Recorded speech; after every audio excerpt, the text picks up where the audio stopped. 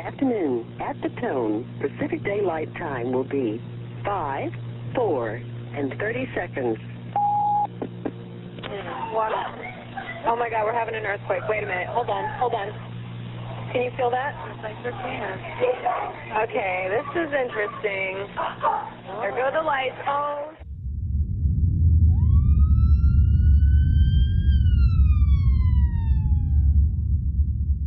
It was a very sunny, warm day, not unlike today. It was a very hot day that day. It was a hot day the next day. Okay, well, I remember it was a very hot, still day. The weather was so strange that day. It really was. It was like thick air and like hot, and it was October. Even though we're kind of used to that warmer, in the fall, kind of like more warm, after the summer.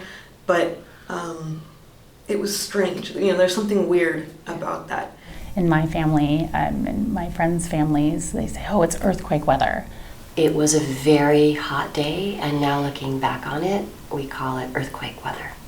So every time it's sort of almost unseasonably warm, there's a little part of me that gets kind of fluttery and goes, huh. And then all of a sudden this weird noise started happening, and it was like, what's that sound?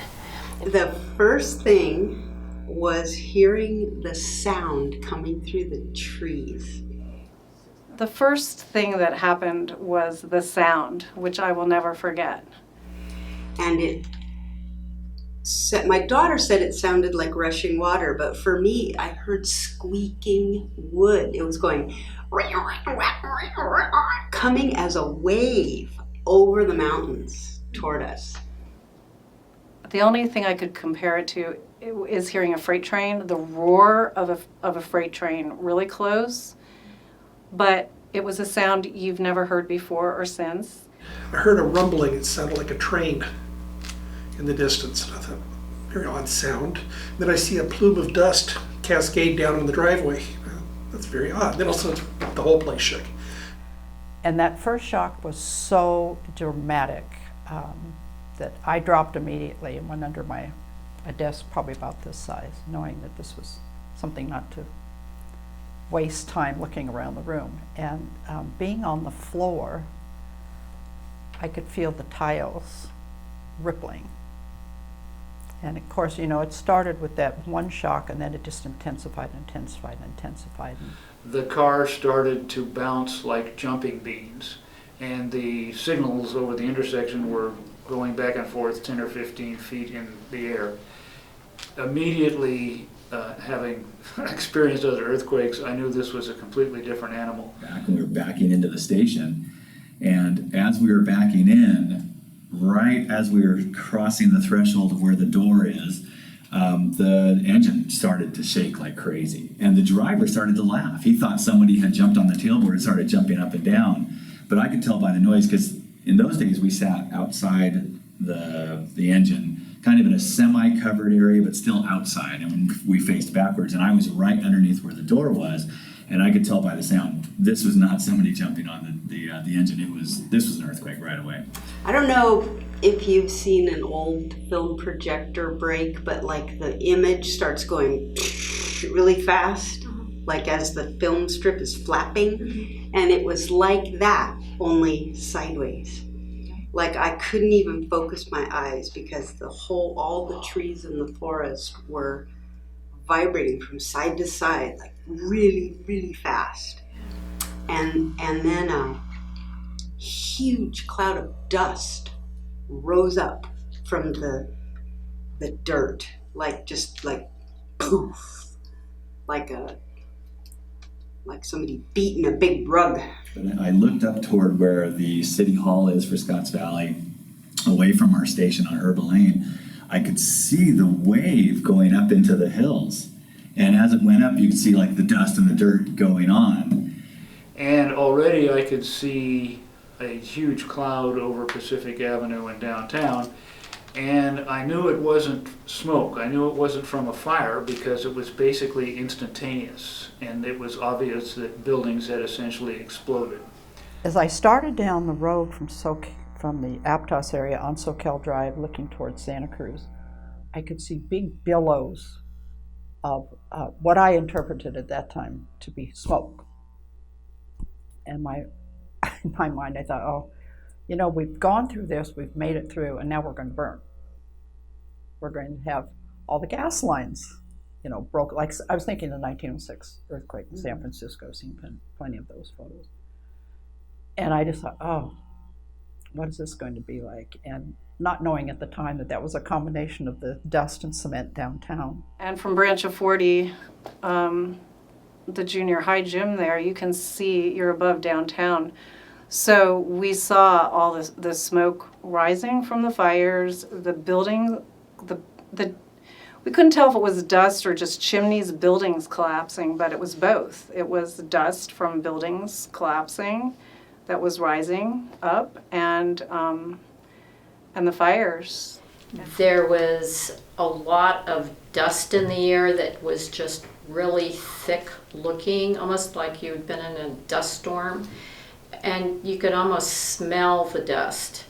Down on Pacific immediately after the earthquake and for days afterwards, it had an absolutely unique and distinct smell. It's a smell that is basically the creation of 100-year-old dust and dirt and bricks crumbling and whatever. I drove up to San Francisco, I got into the marina and I opened the door of the car and there was the smell. It was exactly the same smell because they had old buildings and dust and whatever, and I've never smelled that aroma before or since. And what people don't realize when they see the photos is how bad everything smelled, because all the food had rotted. In my mind, it was like, oh, this is the one they've always talked about. This is the big one that's going to hit California. Our first call that we went on, just our engine company, we went up to a road, I believe it's Deer Path Road. You know, it's been a while since I worked for Scotts Valley. It's off of Cadillac Drive, Deer Path Road area in there. And there was a house built on the hillside, and it basically catapulted down the hill with, I believe, the woman who lived there. She was in the house, and I think her husband was outside when it happened. He saw the whole thing go down with her in it. But miraculously, she only had 2 broken legs, but she was, she was alive. So we got there, and her husband at the time, he was doing everything he could to get her up the hill, but he started having an asthmatic attack. And so the poor guy, he's struggling to breathe. So we went down, and a couple of us with some other neighbors, it's amazing how everyone came together, was that they dragged her up the hill, and our captain, Mike, he knew there were no ambulances available. He asked, there weren't any. But somebody drove up with the pickup truck, and we just loaded her in the pickup truck, and we just sent her off to the hospital. She is indeed in labor. She's having some pretty good contractions, and then an aftershock hits. And we all, adrenalize. And her contractions kind of went away. And so I check her, and she's, a third of the way along the road to birth.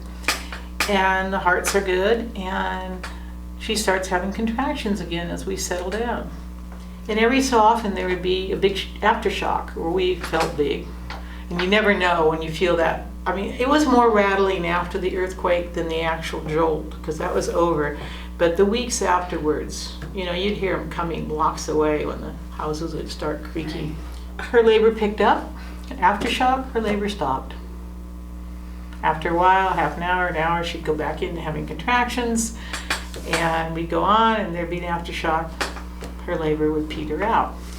So I wasn't comfortable leaving, because I knew that once she went over a certain energy, that she would be having this baby, and getting back wouldn't be all that assured. And the labor was on again, off again, on again, off again. I came back inside, and she says, "Oh!" and had a huge contraction. Took a deep breath. Followed by another one 2 minutes later, followed by another one 2 minutes later. I think she had 5 powerful contractions. And all of a sudden she's going, and drops to her knees in the bedroom floor, and there's the head crowning. And this baby came very easily, just slipped through, this baby's thighs. And I had referred to the baby as Rumble, because it was a rumbly night. And he had a very, very sweet birth and greeting. I took it upon myself. I got to do something. We were fine. So I came down to Watsonville and I came to the FEMA office. Or I had called earlier and they asked me, well, what do you do? And I said, well, I'm an attorney by trade. Well, if you don't mind, can you come down to the FEMA office and help us out? I said, sure, I'll go down there. Came to the FEMA office and I helped with the paperwork. I came back the next day and they just told me, you're Spanish speaking? Yes. Fluently? Yes, I am. Well, we really need people to go out in the neighborhood who are Spanish speaking because of the population of Watsonville to help translate and help talk to the people who are not leaving their homes. People did not want to leave their homes for a fear of another earthquake, and it was their home, even though it was damaged, it was not. It was kind of emotional because people didn't want to leave their homes. There were families, there were kids, people were still in shock. It was emotional. I had the kids, so I really didn't care, but I knew also, because we'd had a near flood in '82, that my job then was to go back to the city and work.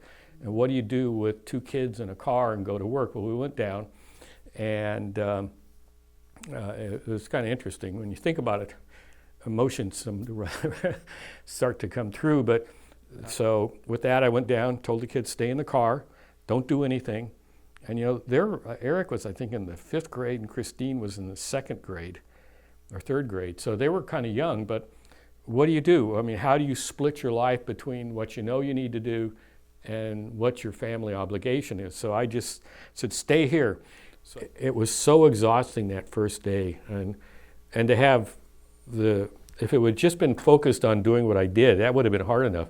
But then to have your family and leave your kids alone, I mean, do you drag them in with all these meetings with you? I don't know. And I still wonder if I did the right thing or wrong thing. And that's probably the biggest thing that tugs on me still.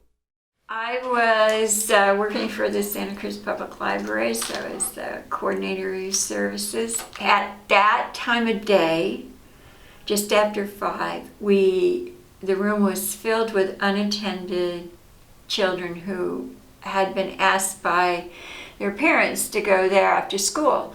They cleared out the branch, the adults and everybody who was in the rest of the building, and then we took the kids all out at the same time. And we had all been trained, and we knew that we were immediately emergency workers. So we knew that part. So, and we knew immediately that we were going to be staying with those kids because there was no way to know how long it would take their parents to find them or what was going on with their parents. And so we took them out into the parking lot.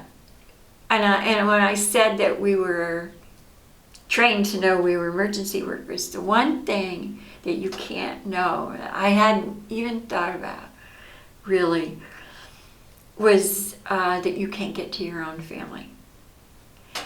And my daughter was 8 at that time, and she was in an after-school chorus group that practiced up at Santa Cruz High School. So she wasn't that far away, but I couldn't go. And there were no cell phones. There was no way really to communicate with anybody. And that was, I went, oh, I didn't think about this part. So I had to assume that somebody was doing for me what I was doing for some other people, which did turn out to be the case.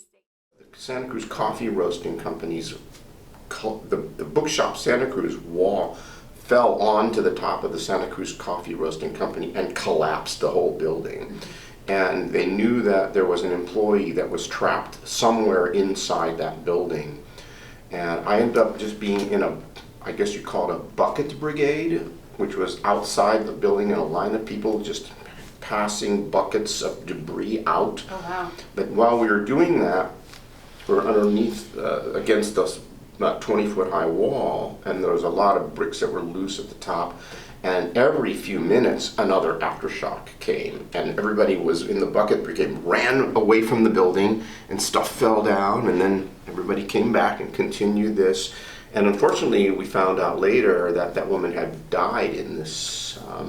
I didn't know her or anything, but I was there for a couple hours. The earthquake's in my head. It's in everybody's head. And you have to be careful what you put in your head, because it's going to be there forever. I think the biggest lesson, though, that it taught me is certain things are out of our control, and there's basically not a damn thing you can do about it. As time passed and we saw how our community came together, it really brought out the good in people. Yes, you know, it's just really, I think the people that were there, when I think back, my folks lived in Scotts Valley. How beautiful was that? You know, they could watch our daughter when I needed to go do these things that took a lot of effort to try to put together, the paperwork, the go visit so-and-so, as far as bureaucracy to do. A lot of really good friends, a lot of people that became friends that were people we didn't know. So I guess it goes back to, you know, a bad disaster brings out good people. What went away in the earthquake, at least for a while, in the days following it, was any sense of politics or divisiveness in the community, you know, progressive, conservative, all that went away. And people started banding together in ways that you almost look back and miss today. People were having spontaneous neighborhood cookouts in the middle of the street because some people didn't have any food, some people were displaced. There was somebody would set up a grill in the middle of the block and people would bring things and they were helping each other. You know, they weren't asking whether they were progressive or conservative. And so that spirit kind of rose up, and that's a very powerful thing. And it was amazing to watch the power of something like a natural disaster awaken that in people. Believe in the strength. Believe in the strength of ourselves and in the community. Be part of the community. It was wonderful to be able to talk. Mm-hmm. And I think because everyone had an opportunity to share their story and their feelings and what did you need, or share a lot of sharing. And I think that's what's powerful in community, and I think that's what comes out in so many disasters, no matter what. In times of need or distress, you have to reach out for yourself and for other people and find ways to do that. It's healing. It's part of surviving, and it's part of rebuilding. The pause to reflect on what matters in life and what your priorities are is really huge. Mm-hmm. Like, do you really care about your stuff, or do you care about the people you love? Life is precious. The earthquake is a big reminder of something like that, but you should be thinking of it every single day. We don't know what the next moment will be, mm-hmm. and so if we can if it's possible to live in the moment, if it's possible to enjoy what we're doing, and savor the things that we do enjoy and love and make time for them, that's another way of preparing. There's such power in sharing story. I think people can relate, and I think that's something as a human that we value. And to have these oral histories handed down from generation to generation is equally important. Everybody gone to their ELCs and checked in. Media report of UA6VFT? EFT got. KCBS was just reporting an estimated 5.2 in the San Jose area. It hasn't been well defined yet. Any other reports from cities? Anybody been to their cities and reassured them that everything is okay?